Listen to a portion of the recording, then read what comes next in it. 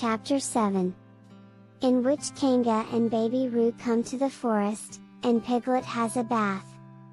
Nobody seemed to know where they came from, but there they were in the forest, Kanga and Baby Roo. When Pooh asked Christopher Robin, how did they come here?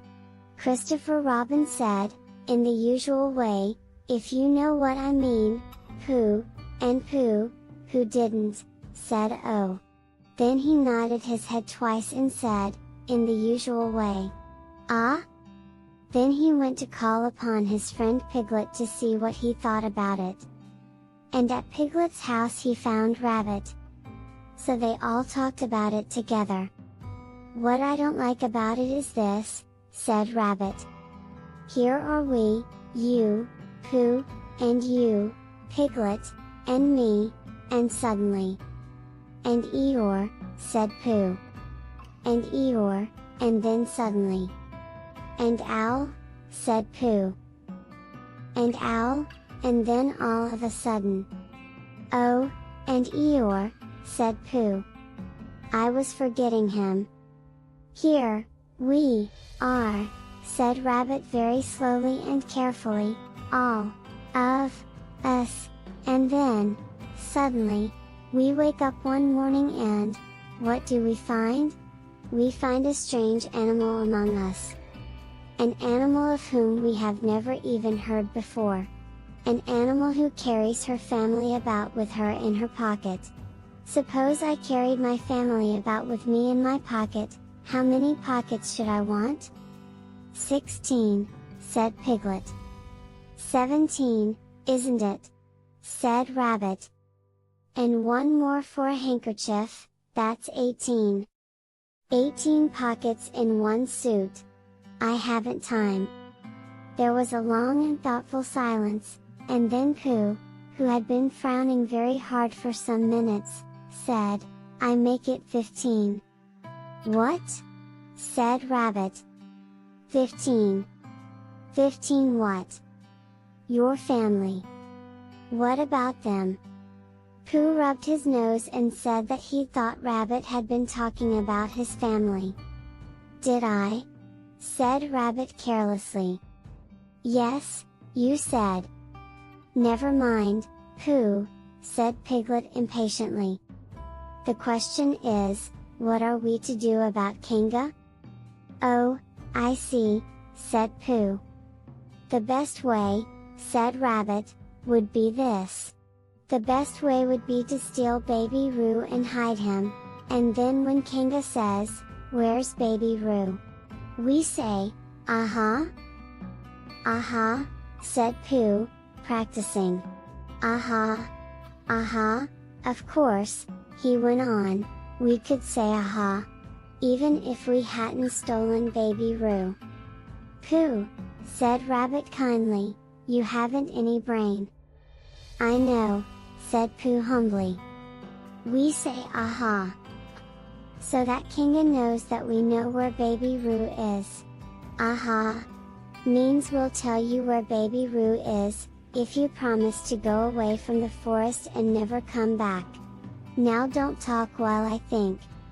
Pooh went into a corner and tried saying aha. In that sort of voice. Sometimes it seemed to him that it did mean what Rabbit said, and sometimes it seemed to him that it didn't. I suppose it's just practice, he thought. I wonder if Kanga will have to practice too so as to understand it. There's just one thing, said Piglet, fidgeting a bit. I was talking to Christopher Robin, and he said that a Kanga was generally regarded as one of the fiercer animals. I am not frightened of fierce animals in the ordinary way, but it is well known that, if one of the fiercer animals is deprived of its young, it becomes as fierce as two of the fiercer animals. In which case aha! Is perhaps a foolish thing to say. Piglet, said Rabbit, taking out a pencil, and licking the end of it, you haven't any pluck. It is hard to be brave, said Piglet, sniffing slightly, when you're only a very small animal. Rabbit, who had begun to write very busily, looked up and said, "It is because you are a very small animal that you will be useful in the adventure before us." Piglet was so excited at the idea of being useful, that he forgot to be frightened anymore, and when Rabbit went on to say that Kongas were only fierce during the winter months, being at other times of an affectionate disposition, he could hardly sit still, he was so eager to begin being useful at once. "What about me?" said Pooh sadly. "I suppose I shan't be useful." "Never mind, Pooh," said Piglet comfortingly. "Another time perhaps." "Without Pooh," said Rabbit solemnly as he sharpened his pencil, "the adventure would be impossible." "Oh," said Piglet, and tried not to look disappointed. But Pooh went into a corner of the room and said proudly to himself, "Impossible without me. That sort of bear." "Now listen all of you," said Rabbit when he had finished writing, and Pooh and Piglet sat listening very eagerly with their mouths open. This was what Rabbit read out. Plan to capture Baby Roo. 1. General remarks. Kanga runs faster than any of us, even me. 2. More general remarks. Kanga never takes her eye off Baby Roo, except when he's safely buttoned up in her pocket. 3.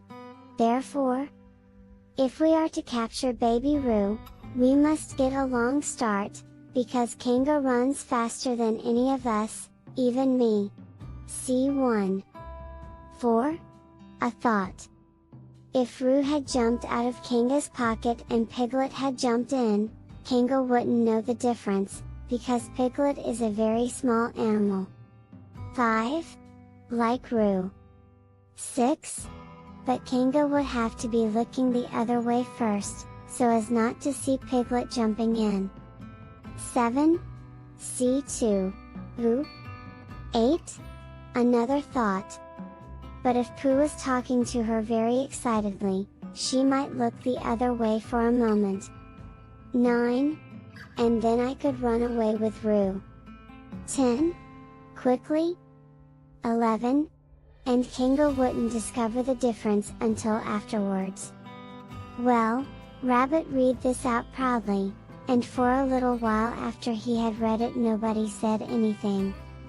And then Piglet, who had been opening and shutting his mouth without making any noise, managed to say very huskily. "And, afterwards." "How do you mean?" "When Kanga does discover the difference? Then we all say aha." "All three of us?" "Yes." "Oh. Why, what's the trouble, Piglet?" "Nothing," said Piglet, "as long as we all three say it." "As long as we all three say it," said Piglet, "I don't mind," he said. "But I shouldn't care to say aha by myself. It wouldn't sound nearly so well." "By the way," he said, "you are quite sure about what you said about the winter months?" "The winter months?" "Yes, only being fierce in the winter months." "Oh, yes, yes, that's all right." "Well, Pooh, you see what you have to do." "No," said Pooh Bear. "Not yet," he said. "What do I do?" "Well, you just have to talk very hard to Kanga so as she doesn't notice anything." "Oh. What about?" "Anything you like." "You mean like telling her a little bit of poetry or something?" "That's it," said Rabbit. "Splendid. Now come along." So they all went out to look for Kanga,